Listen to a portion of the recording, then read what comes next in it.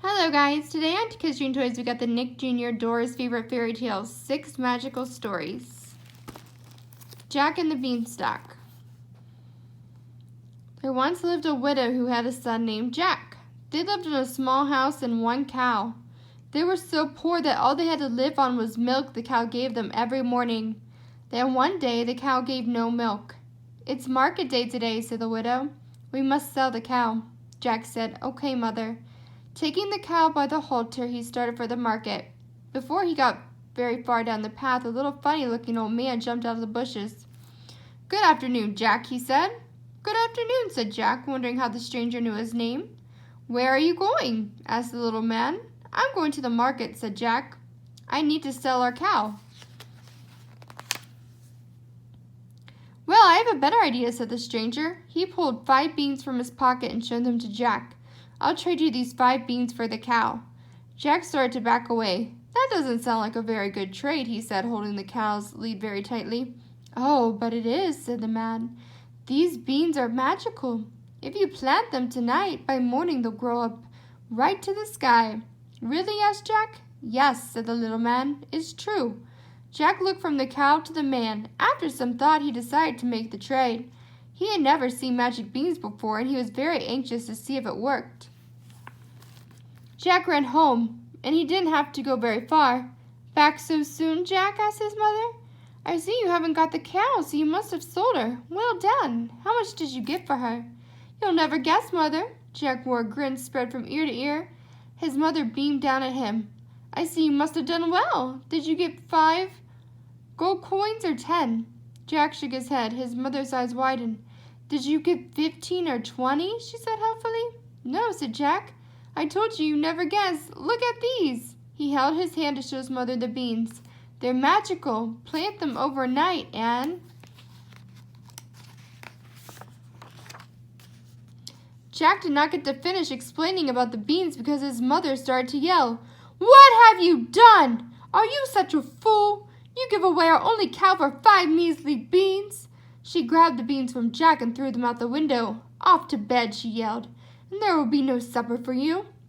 Jack climbed upstairs to his little room. He was sad and sorry his mother was so angry. He was also very, very hungry. After much tossing and turning, Jack dried his tears and fell asleep. When Jack woke up the next morning, he sensed something unusual. His bedroom looked funny. The sun shined into the part of it, but the rest was strangely dark and shady. Jack jumped up and got dressed. He went into his window and could hardly believe his eyes. Outside there was a giant beanstalk growing into the sky. The funny little man had spoken the truth. The beans were magical. Jumping out of his bedroom window, Jack grasped a branch on the beanstalk.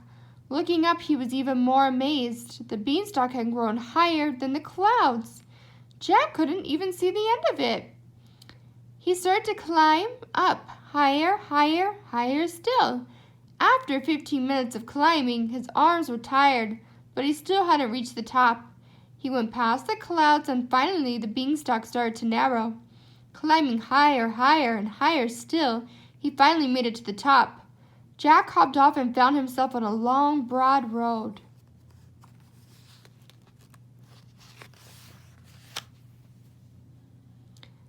He walked until he came to the biggest house he had ever seen. On the doorstep, a gigantic woman. "Good day," said Jack as politely as possible. "Could you please be so kind to give me some lunch?" Jack hadn't had anything to eat the night before, and he was starving. "You better be careful," said the woman. "My husband is a giant, and he's not very friendly. He'll be coming home soon." "Please, oh please," said Jack. "I've never been so hungry." The giant's wife took pity on Jack. She invited him inside and served him a few slices of cheese, a hunk of bread, and a jug of milk. But Jack wasn't half finished with his lunch when he heard a horrible noise. Thump, thump, thump! With each footstep, the dishes rattled and the floor shook. Trembling and wide-eyed, Jack looked up at the woman. "What's that?" he asked in a very small, scared voice. "It's my husband, El Gigante," she warned. "Feep, five, fo, fum, I smell little man," the voice roared. "Hide quickly," said the woman. She opened the oven, and without having time to think, Jack Jack leaped inside. He couldn't see anything from where he was, but he heard a horrible voice bellow, "Is that a child I smell?" "A child," said the woman. "Why, I don't think so." El Giante sniffed and looked around. "There is no child here," said the woman. "Sit down, I'll make you your lunch." Still grumbling, El Giante sat down. When he did, the entire house shuddered. After sitting down 2 enormous satchels, he ate enough for food for 10 men. When El Giante was through eating, he opened his satchels. They were filled with gigantic pieces of gold, which he counted and separated into large stacks. Once he finished, he started counting all over again until he fell asleep. El Giante let go a thundering snore which echoed throughout the house. When the woman left the room, Jack sneaked out of the oven. Seeing the gold pieces on the table, he quickly grabbed a few. Jack was sorry to take the gold, but since he and his mother were so poor, and there was so much gold, Jack hoped El Giante wouldn't miss a few pieces. Jack's heart beat faster and faster, not just because he was afraid of El Giante, but also because he was starting to get excited. If he made it home, he and his mother would never go hungry again. Jack tiptoed past El Giante and out of the house. He ran to the beanstalk and climbed down all the way home. He told his mother about El Giante and showed her the gold. "See, Mother, wasn't I right about the beans? They really are magical." Jack's mother happily agreed, and they lived on the gold pieces for some time. When they used them all up, Jack decided to try his luck once more. He woke up early one morning and climbed all the way to the very top of the beanstalk. He came to the same long, broad road and walked along it. When he reached the enormous house, the giant woman was standing on the doorstep as she had before. "Good day, ma'am," said Jack. "Do you think I could have something to eat? I am very hungry." "Go away, my boy," said the giant woman, "or else El Giante will be very mad. Aren't you the boy who came here before? Do you know that very day my husband was missing some of his gold?" "That's strange, ma'am," said Jack, "but I'm too weak with hunger to speak any more until I've had something to eat." The giant woman led Jack into her house for a second time. She took him to the kitchen and gave him a few slices of cheese, a hunk of bread, and a jug of milk. But Jack had scarcely begun to eat when his lunch was interrupted. Thump, thump, thump!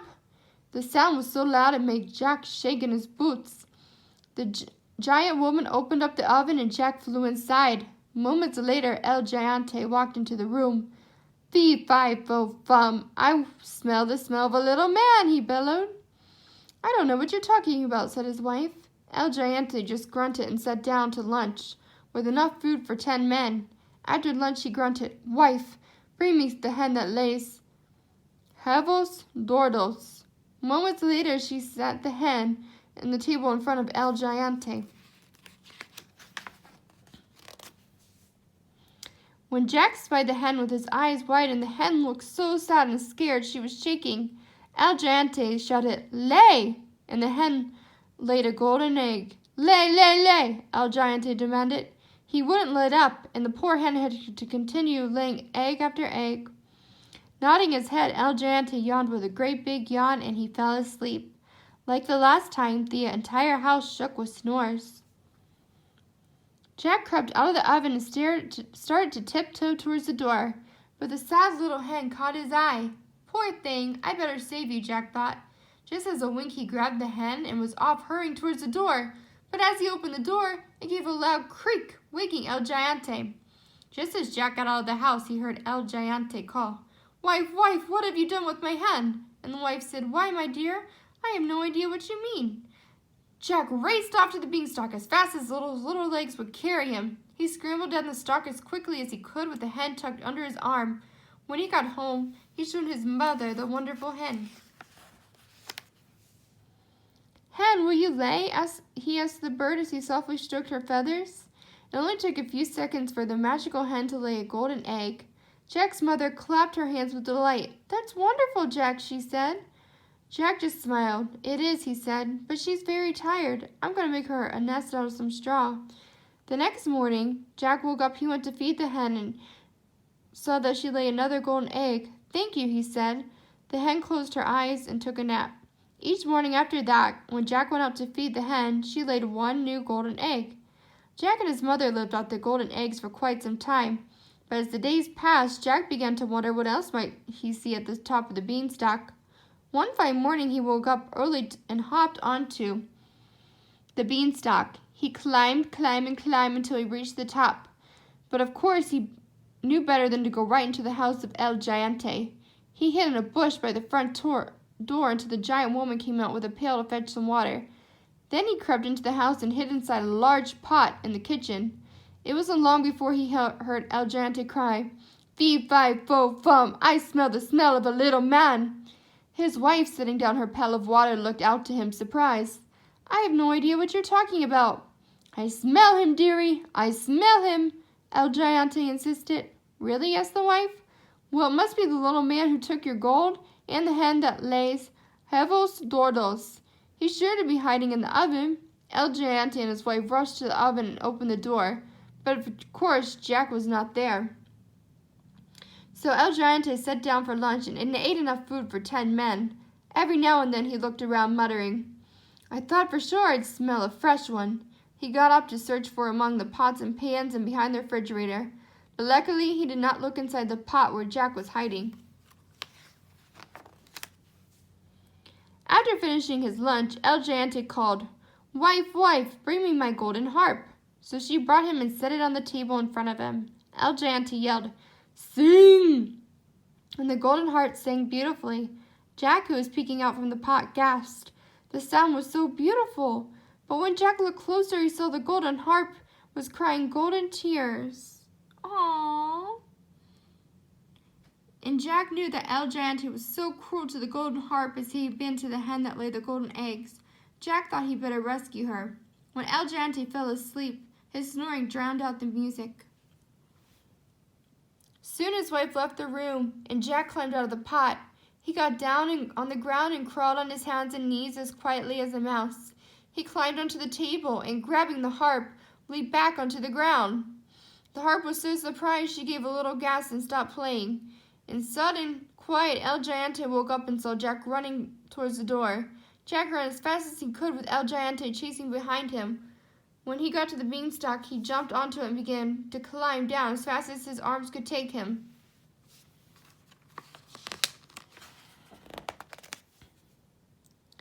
When he was near home, he shouted, "Mother, mother, bring me an axe, bring me an axe!" As his mother came rushing out with her sharpest axe in her hand, when she came to the beanstalk, she saw Jack almost to the ground, and when the legs of El Giante were just poking out of the clouds. Jack jumped down, grabbed the axe, gave the beanstalk a quick, swift chop. The beanstalk started to sway. Wasting no time, Jack chopped, and chopped. Soon the beanstalk broke in two and toppled over. El Giante fell on the ground, and the beanstalk landed on top of him. In a flash, both El Giante and the beanstalk disappeared into thin air. Jack showed his mother the golden harp, and she was very pleased. They put her in a special place in their home, and the golden harp sang a beautiful song whenever she was in the mood. Soon Jack and his mother and their 2 new friends lived happily together, and Jack promised his mother he would never climb into the clouds again. Thanks for reading with us today, guys, on Kids Dream Toys.